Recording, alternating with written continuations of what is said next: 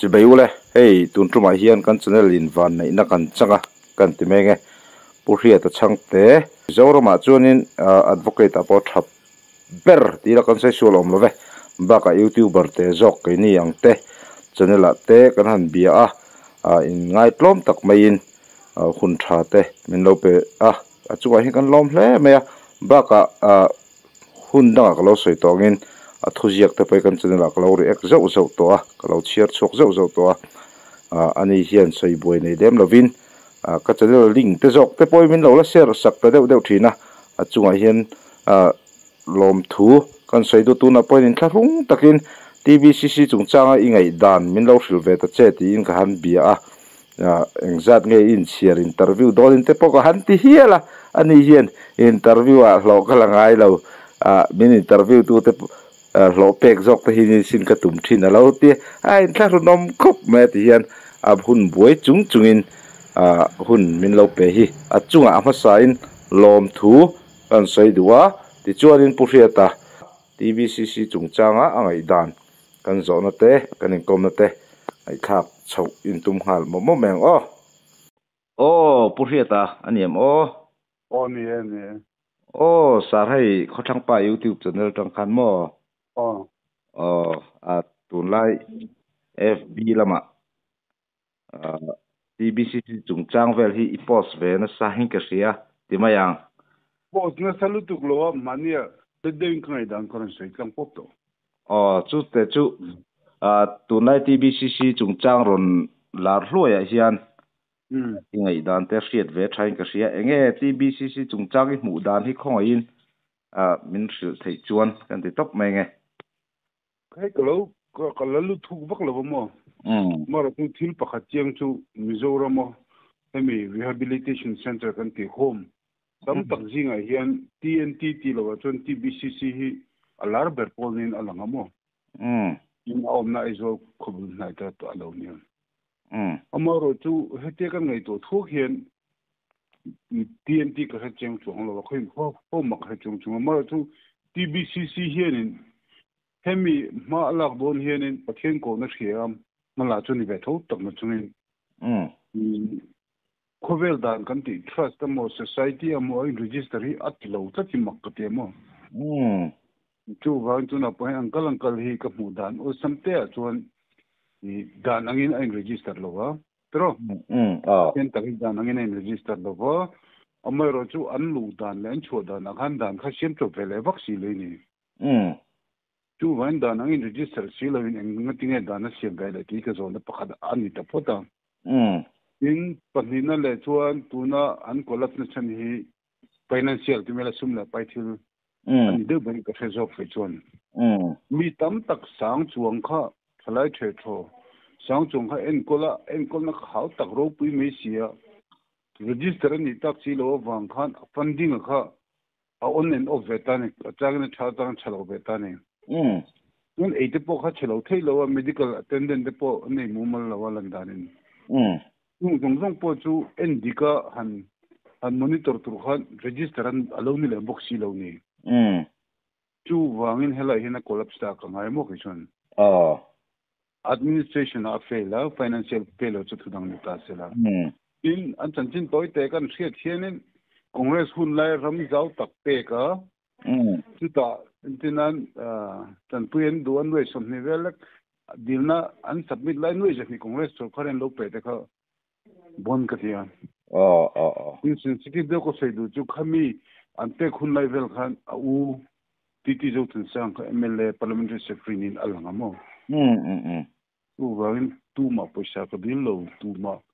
ti ne ni ka ti boy ngai lo pathian ni min ko wa mo khami bible chang than nge ni in mang bil ulan peng chu ti ngai mang hu na ka chang chu ting lo chi ta bible ka chen chen wa khami te kha ain hat de sia ka pati da ka pathian in a ko ni chuan mo pathian in ni ama khati tura gak ta dik te boy pui tura ko ni chuan Mizoram so khar le midang dang funding del tel lo khan pathian in ngai sak tura ni khati ni pathian in te ko ta na aksom je tira som ko ho te po kha ngai to de ka ani khati ko tur pathian min ko wa pathian ina min pe kan ni chung si khanin funding a khana boi ve thau tlak ni ding noi som ni vela be se lai noi chan hen pe te kha eng dan nge ning khan congress kun lai pek dan kha jir chen cha kam khop ni chu ba kal chawa management of fail chu len man manu to pokhan boinan tok to tro mi thi chung chang wala khan tok to vairam kan lom lai ning ka siama chu ba ngin ka se chu hetianga adu du inan du dan da na home siam ve to pe hi so kharim phal lo sela one home so kharim he sitron at po ne kan tumatro emena phone line pujoram thang tong kom takin asia rama tinga de rehabilitation center prepare kan siam do ati me ating ta kha tuna an ti boka poisan sem bok to du ztm so kharim an tuile lawa salan tuma lei dun lawa antia tu van ztm so khar po henin so khar ztm so khar ka han ti loi tak ta chon ni pui sarkar nge mo mizom sarkar party sarkar bi kan ni lawa sarkar ma sai na ma lo lak to investment na salu tu ko lo ti kha chei sela ka tin chun lo me ra kan le dun takin society amo trust amo nuaya register thlapin central state dan zone thap sela admission fee ngai ni admission fee kal sela tuan an poisa lu le chok ta po audit thegi sela monitor thegi sela tuan pastor ti te theologian ti te chaplain ti te doctor nurses te po ni ve sela satiamen tang kang de tu na ta point ka se fo trina tourist tang kang de european tourist mo american tourist mo local TNT ten anti le ru trina an kanin en kol da ni a role tu mo tuan kan ne to jing lo emotional devin current ve lo kan sustain le chin lo tani sustainability anti lai tak ti sab han thene la chang kang progressive no son de positive de wa in kol na tu sa kan nei lo ba chu wangin kalo se chu ko khan le sarkar hian mo ram thim kan chen mang lo enge ni ring thara kan siam ta em anun enge ni tik anun tur thel lo boi pui ai chuan ni ve na kan u nau te kan kajin fa te kan tu le fa te khasa na to ti sa ru le thara wa tan pui ngai to gi kan ngai pui mo tu ani don lo mi ke ni chu da di khop wan dom len ma so na kan ti hi kung lien deu mo hydel port project nei lam pang pon ni che lo akara khan kan tu le fa te kha an lo collapse on an lo thi theng phunga nun om je lo nam si chon kan ru an don lo mi ke tin ti chon mo se ti me sar zo na kan nei ve mo kan kan dan lawa din kha society sarkar no point register du lo ta setan ha tho ati ten ti ta ni chen khat chuan setan ha tho ni sarkar en register hi ti te po pu zo mi atanga khamo to ti ni jon dan lawa din ani si chuan sarkar he na din tu te hi aman thei mei lo mi chu ko sei chu kan sarkar ngai to la chu boi thak lai ber chu ni YMA central YMA la ban fem sang te police te excise te na khom case an ti mo case mo siam la wa anjuk da bo na ye anrin health zugin da harna ang ani ta ni khom case kan ti hi IPC a BNS om la wa dan mo chuan case man la wa kan ngam tlak te le kan he so de te ho kha million bak lo fa te ho kan da khom na ang ani ta ni chu han fet chen hen ni je thak lo pakhat le chu an khom ta ne lo har ta atro ma se khami kha an chung ta khan lo shen zuk lak chu mo zuk en kol potum chela an lo phal le to sing lo ni chu dan zong ngai to chuan man zana kha ka thil je pokhan akon je kha wrongful confinement kan ti mi an du lo tung chunga i kan du na huna kan lo da ngot khan ta ni ni som ai re in da thojun kumwa zel tan the na ni ni wangin tu zo mi ngale ada pu te central mo police some access mo kha da na tang chuan an thiam lo ka tu wangin da na du si lo in home ti ve lo sela a kan zai khom do na te ti mi sela satiemen zai khom na mun mo pathem tu se na mun preaching station an se sela maro tu da tun an du anga an lu lan cho kha phalo le boxing dan angai register du boxi lo aman dana chem choba lu dan le chodan sim le boxi chuban a ultra be sim ka siamo cái tài cái sở khám mình một phút liêu cái tiệt sở khám ngày thả mà sẽ chua lâu chân đàn chẳng khan kan sở khám cùng với xuân lại sở khám du sắc u chuộc takin nuôi sống thì để xây lại nuôi chẳng hiện tế u khát lại khan puti thì rất thân sang chuyện MLA parliamentary secretary này cái nhìn cái gì mà cái số lâu chân nè board vel khan ta này chú vàng cái hốt chút tăng đến cái chú cái gì phía cái hốt chú kan hậu sẽ về đua thiếu tra kan ti về đu thiếu tra thì nó cũng kan hậu sẽ về đu ni pon pathian thì khэр lo vela tro nè chỉ có cái sẽ có hậu sắc đu chân sẽ khэр nó te tholo tu mo chuan du chuan jak se potol ve me tu jak san to langa man len man ni nei le chu wangin china ka pa se ke sen che khanen pathian ni na tiran ni chuan pu zo hninga hi TBCC funding a kha pathian ni na pe tur lo mangai den tur lo pathian ni atira a thengel chan let ngai le ne pathian jin to del pathian ni tro to na tu man dil ngai lo wa chumi po chu ava apil ngai lo te ma semi paisa ala thowa dan lo nga dan nang register ka setan na tho te tro kami atanga rongkal paisa Indian rupees Mahatma Gandhi lemchon na kha setana thil kaisara thil tin atne le chong le ne ni chi mai chi ma sa zo na khat kan nei le ma approve na chu om chi lo ma se a khu center a khuarin kum tling lo an om thu hi a om te hian an soi ve fo mai ni chuan kum tling lo a khu center a khon da thai ni em ti lai te hi tu pakhatna jong khu center ni lo shum shima technically legally khan center ni lo shum shima chuan anda thing lo shum shima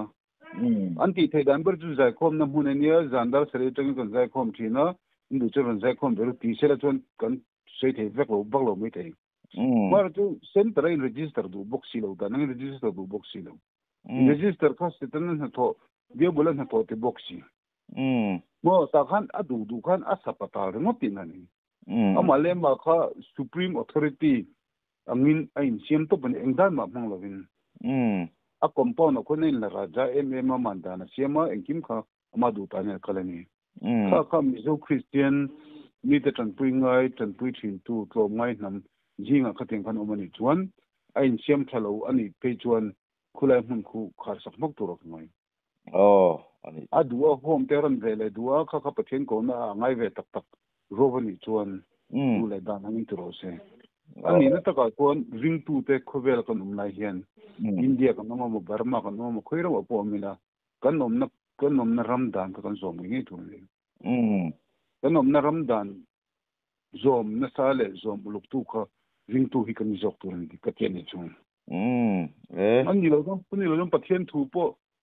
po zom thei lo khovel dan po zom thei bok si lo lalpa ti kom jom lo chung ani tak che ti chon sa adike phải kan tu la te min ron sei sak ve do lom ko mo beng var thak khop me ti chorin ka zo na lo si a chi te khan enge an soi bel ngai ni set ngai poi mo zual de te inai ve em tu na hian chechi ba ko mo te chi kan ka pa te kan ge mani ko ne kan in poi ko ma kan cousin nu bo la kan tu ma ro chu ni ron de ka wang khan le min kom kai du le awang khan te reng me ke te me phur den klo tia ka vi zo ko chu tu na hian mi zo christian te hian do sei nan te eruk nan te mani masial nan ten pathian hing kan lam hem ni tu kan pathian kin inga ma ngai lo wa ding a thing lo ni jan thunang ni sela Isu Kristal pathian ti le Rama Gandhi modi ti vel pokai nang vek tura ngai sapai le chon thunang ni ta ni amaro tu na hian pathian thu tia ring tu in tia pathian ring tu in tia bible a chon chiting khateng kan sei nem lu tuk le kan lam le tong tre kan wal ai sian a poi mo zo ko chu pathian he na thluk luwa no kan thinu le ti tak me pathian he thluk luwa pathian thuo om poi mo ta ni kan pathian hian in I home nei te tholom tho tam te alom na ni lo ba pathian lom na chu ama ring tu te na ama thu kon oi pathian thu kon oi ama kan thluk lu hi pathian lom na ni tu wangin a rau kan ti adik ho lo boy pi kha rau fan lo chu dan dik lo an boy pi pe chon mấy deal te nghe concentration camp còn xiêm mà nirngot ta ne các bác thiên thu lâu rap thà cái này bác thiên thu cần tí hiện tí sa ru lệ sa rau khơi nghe ngay á chú anh cần tí sa ru lệ sa rau hi thì sel thì cái hoa son tu này thì giống cần tí thế lâu này trong bác thiên thì ngay lâu cái này tu vangin mizoring tu thế na cần sẽ tu ra cái đủ về chú cái phẩm kim vàng cái phải vàng này là mình sẽ tu chú bác thiên lom bể chú nghe bác thiên thu oi này tin nang ma bin som thuang ai thi ka khong ai le tu ka som thuang rong ka bol tin som thuang a I hing khan mi paisa te lo lai la hmang so si leng tin nge inga yang diglo takin ka du huna lalpa ka tenga adu huna I paisa le hing nga khan thil chitin reng diglo tin reng ka tenga pathian kan tilom don tin na mi te lo tro tu gangin mizo te hi mizoram len han kan la kal fu tak tak lo ni san chu pathian ding tu kan ti ve lak lo sia mi chun nung khopin mal tat nu na pathian ring tu pathian zui tu ni khopin kan lang le ngam si lo lai hi mo mi te kan bum mei ba ga mi te kan bum war lu tu ko do sei level kan ti sang lam lu tu ko re na politician an ya mo pathian tu sei tu mo mi dang hen do sei level kan war lu tu ko mi te kan bum na kong ke mani kan bum tel ta ni tu ban kan bum huta tu ma kan ring lo wa tu na mi zorama pui ka ti ber chu pushia ta ne mo som tuanga ne mo pudu mo tu po ne se pastor po mo je tu po no se in villa political way of life an ka to ya chelu tu ka mani le mani ham ngai sang lo mani le mani ham ga sang lo le I nge ne kan tiang ni za lo tu pui lo tu drum le nam bo ra me kan ni ti ching kan ram le nam abora lo nan mo nan de se chu o pathian ri takin chunglam enin halam mi panang tin allo thonin ke mani pon kan threnga ke mani thinunga po pathian thu oi kan tum lo ti kan chenreng line pathian bing hi lam lo nga mangu black is black kaisara thil chu kaisara thil mo pathian thil pathian thil kan thing thangam don lo mi acting kan war lu tu ka tro kan acting na kan do sei te poke mani kan oi to tan ge mo to na chon tu han heram le han he dam nan ring tu kan ni en kim di thei pathian ring tu kan ni nang tak hian pathian tri le pathian at lu tim kan ram foi tu te big takin chief minister down the line mo ko hian pathian tri na kan ram foi se kan dam patam chuan sarkar hian ngai to cheng sela drugs hi atam tol lang kon sei tongin tu na hem bar maram atang ro se tam ma pro ngai tama tu vain drugs an mi an addict to chuan future hi athim le thin ani yuan ina an hea an ngei phidan ti leng ni lawin drugs su addictive lut ko ni wang khan kan ram le nama hian kan ngai tu kan ram le nang free to point a priority hi kong cha building lian ti vel aside lo e ve thelam pang ni kher lo ke ma ni ti sa ru le sa khoi thei thil project hi kan ram le nam tan priority number 1 a dailatro kan ram hi aropin in le lo le motor atlan zu pon me the ma se ni aizol bridge noya mo khoi lai dai tu ka ko para kan tu le fa te khan lo rek me ni chon kan ru na phabe ngi tur ni te ni